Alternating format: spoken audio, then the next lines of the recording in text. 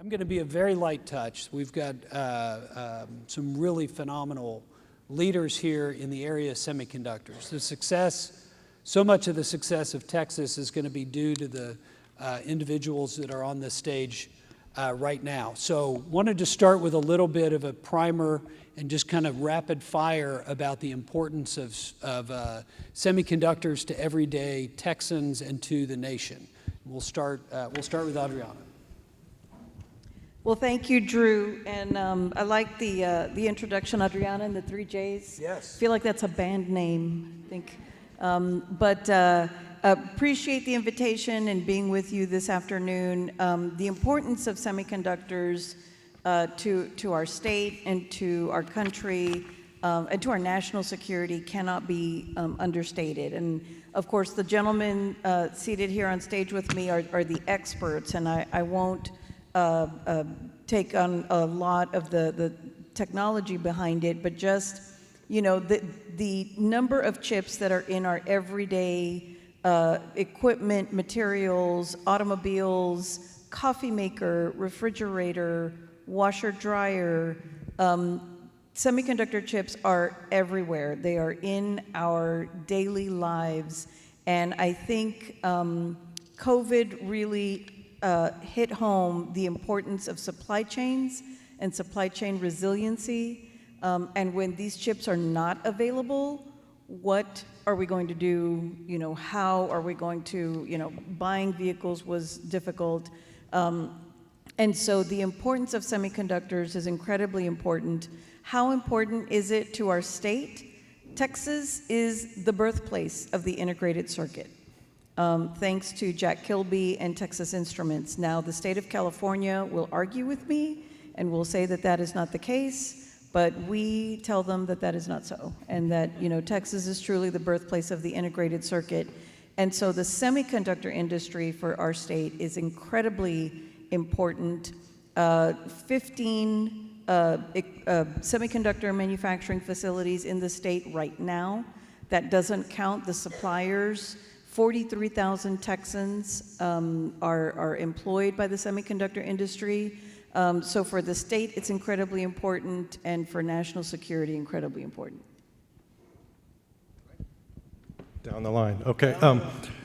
Yeah, thanks, Drew, and thanks to TAB for supporting all the initiatives that businesses like us thrive upon and require. Adriana touched on a lot of those points of what is a semiconductor and what's it used for, and I think generally speaking, when I talk to somebody who doesn't know much about it, I say anything that has an on-off switch now probably has a semiconductor in it. So when you think of Samsung, you might think of washer and dryer appliances, phones, and whatnot, but actually a very, very large part of its business is high technology and semiconductor manufacturing in particular, both memory and what we call logic chips, and those are the things that make decisions inside electronic devices. And so I think, why is it important to the United States? Definitely the pandemic, I think, brought to light that over the past 30 years or so, a lot of the manufacturing technology, the know-how, the brain power, really, you know, in terms of human resources, and just the supply chain, the ecosystem around how to make these chips has moved overseas, and that puts our economy in tough straits sometimes when we can't get chips, and I think we all saw that, and so that's the importance for the United States, and I think in Texas in particular, because there is already a base. It's a good place to continue growth because these factories require an ecosystem that's very complex and interdependent.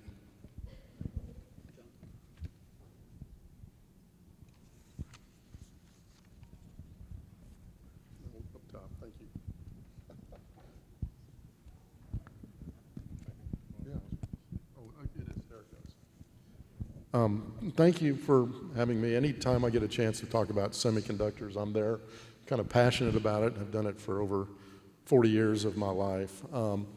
In terms of technological superiority, I kind of like to look at it through the lens of artificial intelligence. And, you know, artificial intelligence, just like the every switch has a semiconductor. Soon, artificial intelligence is going to creep into every aspect of our life. And what that's doing is driving an amazing growth in the need of performance, reduced energy. Those things are extremely critical. So when we talk about technological advantage and superiority, those have to be addressed. And you've probably heard something one time called Moore's Law. It's a law that talks about how semiconductors scale over time in terms of cost and performance and power. And it had served the need for performance and cost improvement well, but it's been slowing down significantly. And then new applications. I think everybody's heard about ChatGPT. It's just driving the performance and compute needs just through the roof. So some type of innovation is required. The group that I'm working with, Texas Institute for Electronics, we call it TIE, is focusing on innovation in the area of advanced packaging, or where you're going to put different products or different chips into a package, and it really creates an opportunity for improved performance and power. Unfortunately, on the packaging side, 97% of semiconductor packaging is done overseas. And virtually all of this advanced packaging that I'm talking about is done overseas. So we're at a huge disadvantage right now. So the opportunity in front of us is to try to bring that back. I mean, it's a big supply chain issue, as Jeff said. It's a national security issue, because if those products need to be made overseas, it's a big problem for us. So the good news is for the state of Texas, we've got great universities, two of the highest producing engineering schools in the country. We've got an environment of innovation, a lot of startups, and we have a great base of semiconductors. So to me, the future's bright. Anyway, so thank you. Well, I'm from Texas A&M, so I'm going to say howdy. And, I'm not going to reiterate some things that were said. Obviously, we know the national need, and we know this is really an issue of national security for us. And I would just really like to thank, I'm really sitting here today because of Adriana Cruz. I know the governor started a task force in the fall of 2021. And she's really been the force that has brought our whole community together in Texas and making sure that as we go forward, Texas is going to be a leader in semiconductor manufacturing in the United States and hopefully competitively in the world again and bring chip manufacturing back here. So really has just been a force in bringing all of the academic community, the private and the public sector together, many meetings, and so really has I can't thank you enough for bringing, I think, the two flagships together, which is hard to do. And we're also going to bring them together on the football field next year. So we're very excited about that in College Station. So please come. But it's been a great experience over the last couple of years getting to know the entire community at Texas A&M, similar to University of Texas. We have the Texas A&M Semiconductor Institute. We'll talk a little bit more, I think, on this panel, too, about the driving force by the investment by the governor and into our two flagship institutions. But just really want to thank Adriana for bringing us all together and putting us on this path. So thank you. Thank you. So, Adriana, talk a little bit more about what the governor and you have done and the legislature have done on semiconductors of late. Well, this past legislative session, I would say I've been doing economic development for 20 plus years. I'm probably the only non-engineer up here and not been in the semiconductor manufacturing industry. But I've been in economic development for a long time, and I want to say this legislative session was the most successful from an economic development standpoint.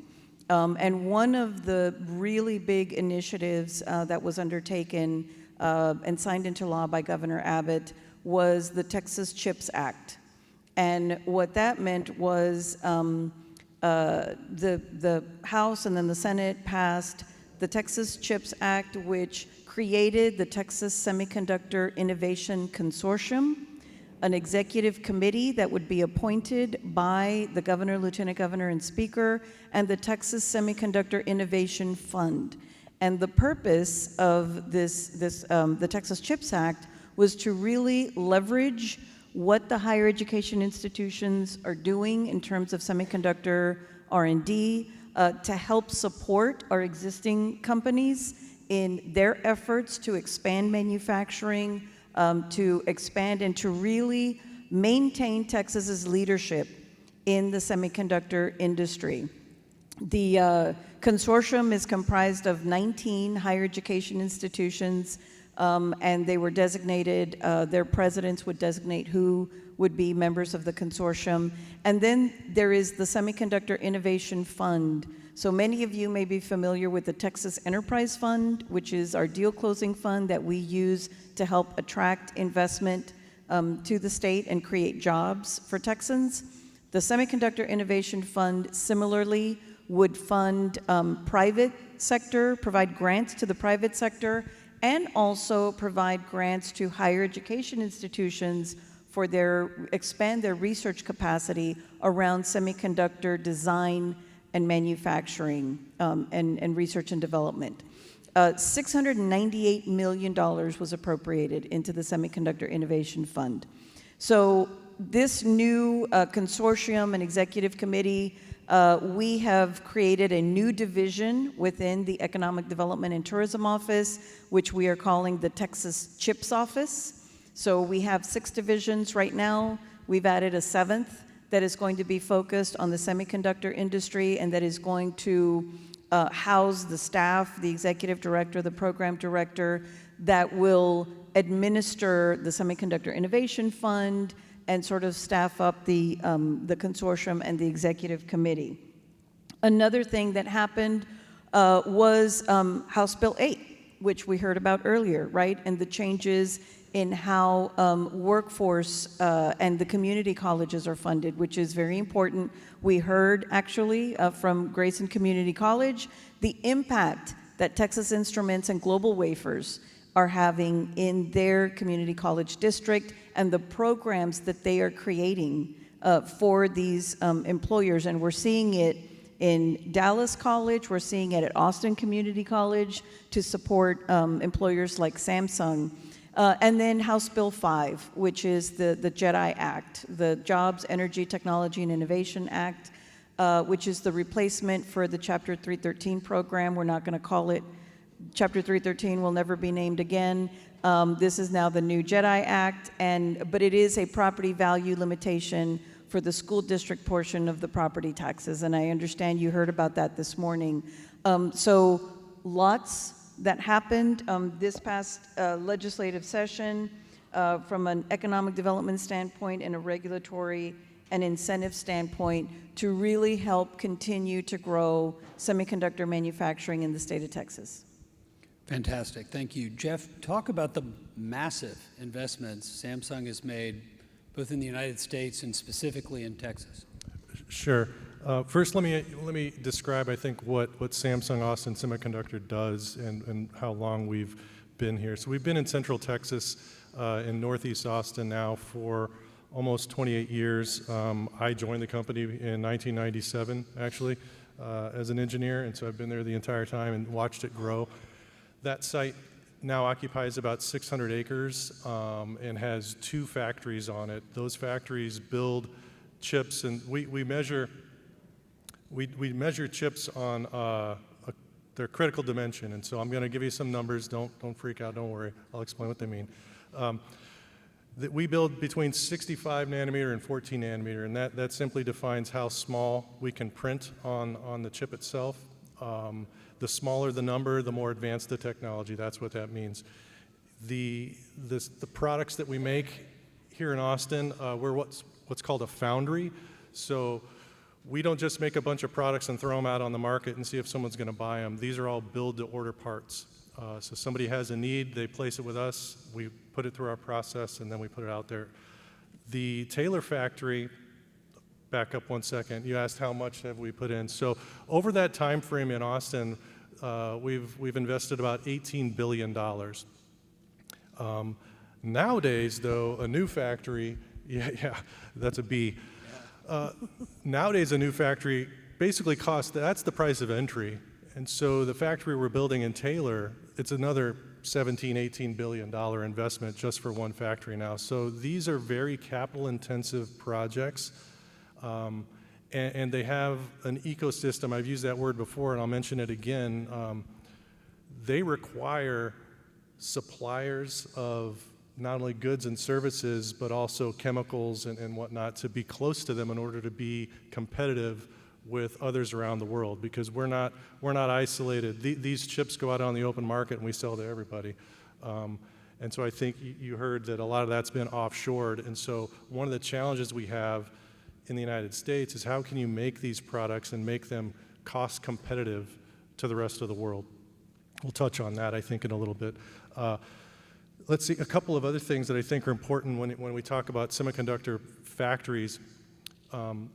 Yes, it's manufacturing, but it's really the pinnacle of manufacturing in my mind. It is some of the most complex, technically challenging work you can do.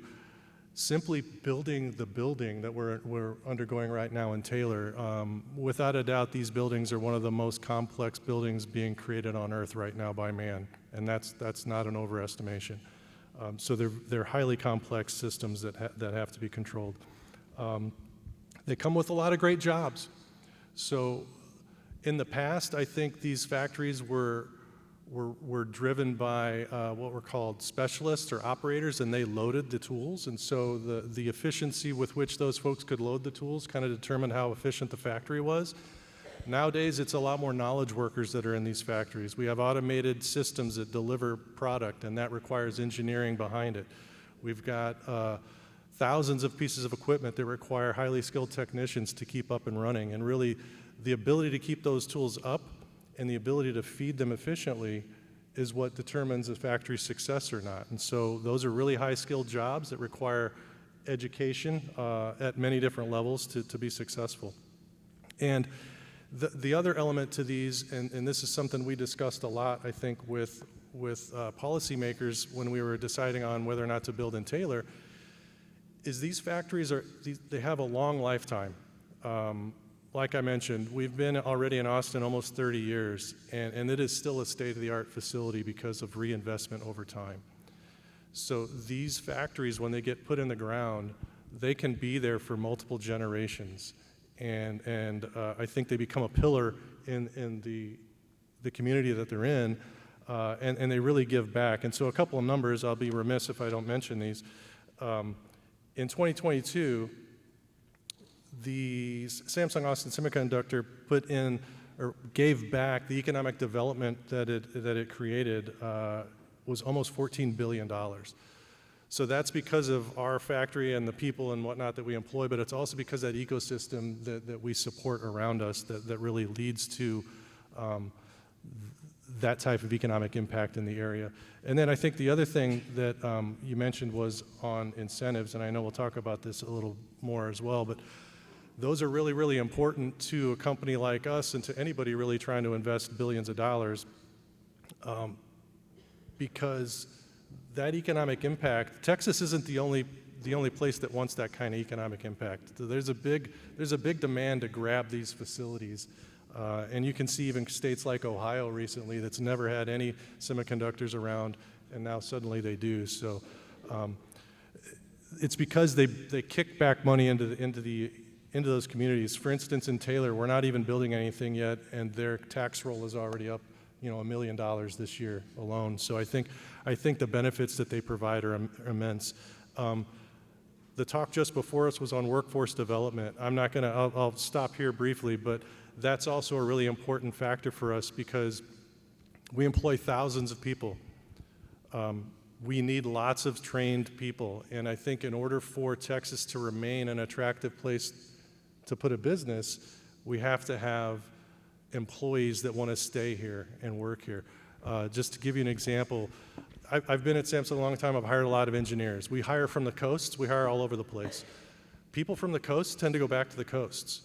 We need people that are from the Midwest and from Texas to be trained, and we want to hire those people because they typically don't leave and go to the coasts. Your turn. So the Texas Institute for Electronics was a recipient from this last legislative session of $440 million. The year before that, we received 112. So that money that we received, and first of all, I can't express how appreciative I am to the state of Texas for instilling that kind of confidence in what we're trying to do here. But that is going toward facilities and equipment.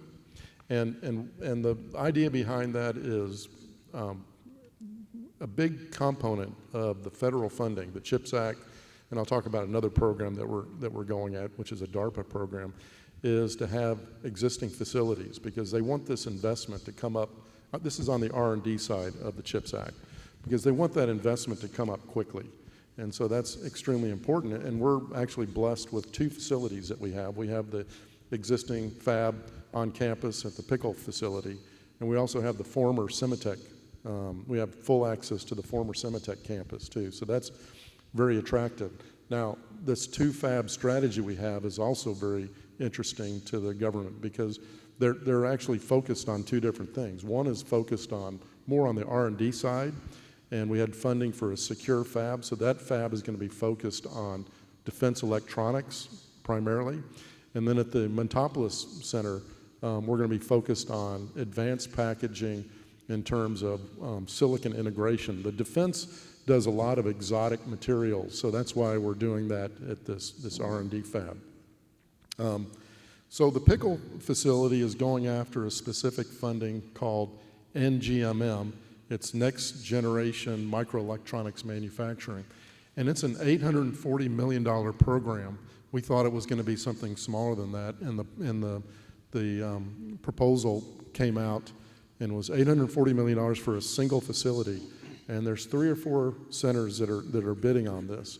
And we have a really strong coalition. We're very excited about that. But that is, again, targeted toward national security and defense. And then another program that we're going at, which is actually part of the CHIPS Act, under that R&D center, is the National Advanced Packaging Manufacturing Program called, some people call it NAPMP, other people call it NAPMAP. And that program is $3 billion. And that is focused on technology leadership. It's focused on growing and improving new facilities focused on packaging, and then workforce development. The big thing is that what we're trying to really build on,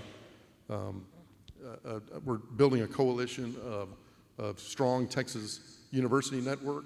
We're also have brought in some very key partners for that, industry partners. So what we've been telling our Texas partners as well as the other partners is we're encouraging them to come and relocate to Texas and take advantage of the innovation fund that Adriana talked about, because there's still opportunity to have them come work with us, work with the other universities as well, Texas A&M, to bring new businesses in, to grow them, and that's really a big part of what we're trying to do at the Texas Institute for Electronics.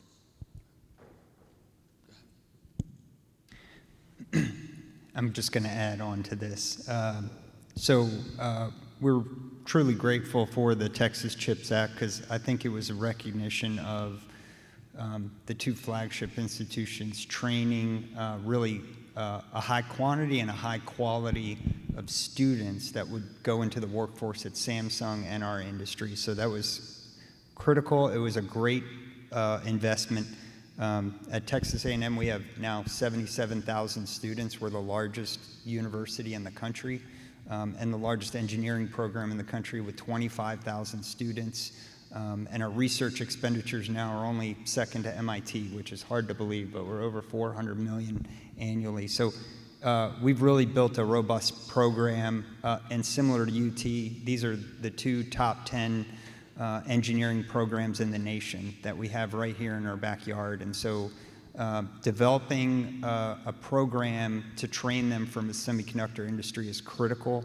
The investment from the Texas CHIPS Act allows us to expand the facilities that we already have to really, I think, between our 2 institutions, We're going to have the best academic facilities in the country for semiconductor teaching, training, and also workforce development. As you know, A&M system also, we also manage 8 state agencies. So in a sense, we're an extension a little bit of the state government. TEACS is one of our state agencies that primarily focuses on workforce development for the state of Texas. So we're engaging them in this process. And we're looking forward to, with the investment from the state, which was $226 million that was appropriated to the Semiconductor Institute at Texas A&M, is not only upgrading some of our facilities, but also building out new facilities at our Rellis campus, which is, I think, been a premier campus where our Chancellor has led our development of really large-scale applied research. As a system, we've already invested $1 billion in capital expense out there just in the past 6 years. So if you are in Bryan, Texas, please stop by and visit.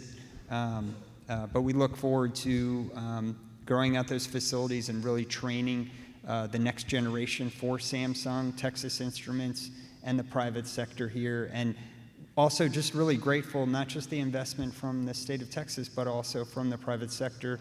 Samsung really got out ahead and came to both of our campuses this year and has already donated generously to building up these programs, not only at the undergraduate level, but at the graduate level. So it's been an incredible, watching this community come together in Texas in the last several years has been a really incredible thing to watch and be a part of. And we're truly grateful at A&M. We look forward to being an excellent partner with the private sector and the public sector. So. Great, thank you. So in our remaining 15 minutes, that's a backhanded time check, 15 minutes, let's talk a little bit about how Texas wins and maintains superiority in research, manufacturing, fabrication. Congress passes the $52 billion CHIPS and Science Act.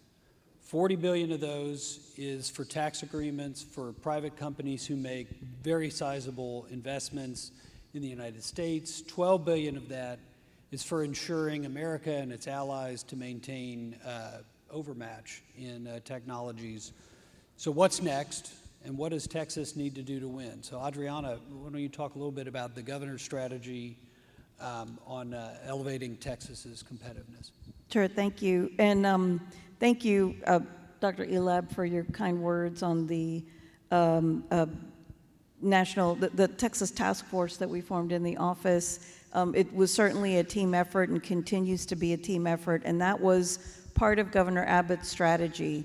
When the congressional delegation was working on the CHIPS and Science Act, and it had not passed yet, there was no appropriation for it yet, we formed, in the governor's office and the economic development office, the National Semiconductor Centers Texas Task Force, because we wanted to be ready for that federal RFI whenever it came in. We wanted to be sure that we were prepared, that we had all of our assets lined out, that we were able to respond as quickly as possible.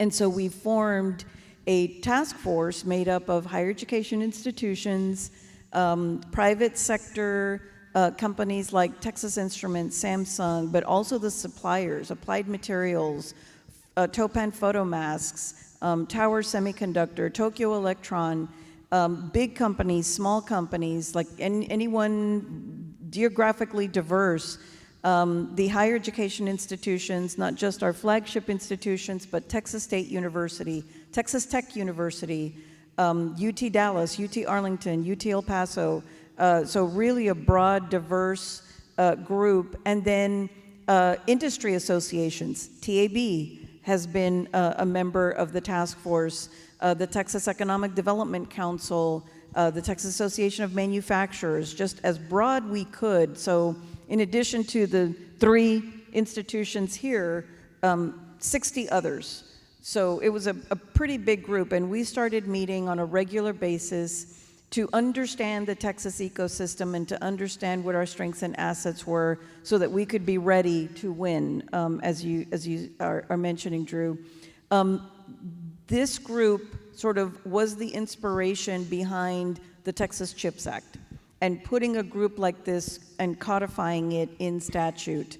And so that is, you know, one of the inspirations behind that, which we are very, very appreciative of. And we started a regular communication with the federal, once the CHIPS and Science Act passed, there is a federal CHIPS program office, and they were very interested in what Texas was doing and in speaking with our Texas task force members. And we've had actually quite a few meetings where we have brought in the CHIPS program office. As they're standing up a new program, they're kind of hearing from us as one of the semiconductor industry leaders in the nation. What do we have? What do we see? What are some of the needs that our industry has? You mentioned the $40 million that is available for private sector. With a B. Billion with a B. That requires a state incentive. So for private companies to apply to the federal CHIPS and Science Act, there has to be a local and state participation. And so our ability as a state to have the incentive tools to be able to support those efforts is something that is very important. The task force, the Texas task force, continues to meet. In fact, we just had a meeting last month with the CHIPS program office. And so Texas does economic development like no other state in the nation because we are like no other state in the nation. It's very decentralized. It's very much a team effort. And this is part of the team that has been working for the past 2 years on making sure that we have the tools that we need, that we have the workforce systems that we need, that we are as competitive as we can be. Because second place gets you a fruit basket. And we don't want to be in second place. And we have told the CHIPS program office there are several programs, the National Advanced Packaging Institute, the National Semiconductor Centers Task Force, the manufacturing centers, CHIPS for Defense, and we have made clear we're a big state. We've got lots of institutions that can do lots of pieces to help support our national security and to help support the nation's leadership in the semiconductor industry. So we're going for all of it. We may not get it all, but it's not going to be for lack of effort. Fantastic. And now that the council is codified, that means that people go to prison if they don't attend all the meetings, right? So, all right, we're in the lightning round. Advice. What do we need to do to win? Jeff, Joe, John. Let's hit some real rapid fire feedback. I've got 3 things real quick, and some of them we already talked about. One, stay business friendly. So thank you, State of Texas. Thank you, TAB, for helping support those activities. My number 2 is going to be economic development and incentives, which you already talked about, Adriana. So I think that's really important because we just mentioned these are really, really large capital investments for companies. Those things help. But number 3 for me, and it's really important that Texas is kind of in the middle of some of these debates right now. Infrastructure is extremely important to these facilities. They require very stable sources of power and water and chemicals, good road systems, good airports, because there's a lot of international shipping for these, a good port system that's close. I mean, when Los Angeles ports shut down, that was a nightmare for us. So thanks for helping get Houston up and running on some things that we never got through there before. So I think infrastructure is just really, really critical, often overlooked. But it's definitely a make or break when you do feasibility studies for these types of things. Well, what we need to do, Ty, is to win NGMM, and we need everybody's help to try to do that, because what that would do is it would really create the center for microelectronics packaging in the country. There's a single center for that, and the implications of that for the state would be huge. So any help we can do would get from everybody would be very valuable. Another thing that we're really battling on the workforce development side is what I think is a branding issue. Semiconductor, a lot of our students come out of school wanting to do software. They don't really understand hardware. So any type of program that really encourages and moves students towards the hardware side and semiconductor side is going to be extremely valuable to AI us. is going to take the place of a software engineer in the future, by the way. We should tell everybody that, right? I do. And probably one of the biggest gaps is the workforce development side, because these new fabs, TI's building 4 fabs in Sherman, Texas, besides what Samsung's doing, are just sucking up, or just need tons and tons of workforce. And Texas has the workforce. They just need to be targeted and trained and motivated to go in the right direction. I'll also say my 3 quick things here. Research and development, there's still $11 billion at the federal level. It's really on us here, UT, A&M, to lead the way with our institutions and our partners here to secure funding. And really, I think one of the goals there is we've got a lot of smart people. We really need to develop the new technology that Samsung will be manufacturing in the future, and really help and guide them and really harness that. Other thing, I would echo workforce development. It is really on us, institutes of higher education and other institutions across Texas, to train, really adequately train and teach the next workforce. So that's really going to be a big component of that funding from the federal level to help us do that, to leap us forward in that. And I would say the last one is really the growing private sector in Texas, and that's really been another big strength of Texas and Adriana Cruz's office, is we're attracting more and more private interest. There are more people that want to come here and not to other states, and we're going to grow up our manufacturing that way. Not only TI and Samsung, but we're going to have a lot of new companies. We're going to have companies that are going to bring new innovative technologies here. We want to be a place, a great home for them, and being close to 2 institutions that produce a tremendous amount of engineering, high-quality engineering students, we want to be a good partner to them, not only our existing private structure, but the new private structure that will come in. So,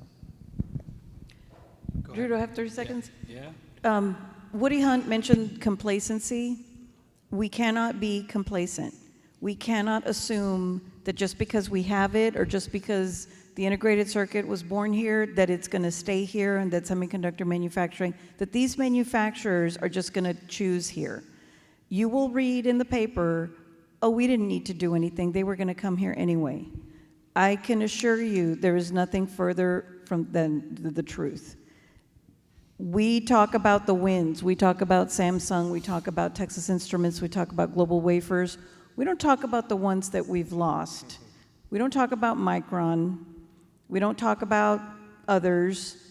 They do not always pick Texas, and they will learn that that was a mistake, but, they don't always pick Texas. And we are doing everything we can from a workforce perspective, from a business environment perspective, from an incentive perspective, from an infrastructure perspective. We need to be ready, but we can't be complacent, and we can't assume that just because we have it now that it's going to stay here. Thank you all. I want to thank the Port of Corpus Christi for sponsoring the panel. This is Matt's note to come on this general direction. But also thanks to our panel. These are the serious people that are going to make sure that we as a state are successful. So please take their phone calls and please offer to help them. We've got very big things in 2024, and we're all going to need to work together as a state, as state institutions, to make that happen. So thank you very much.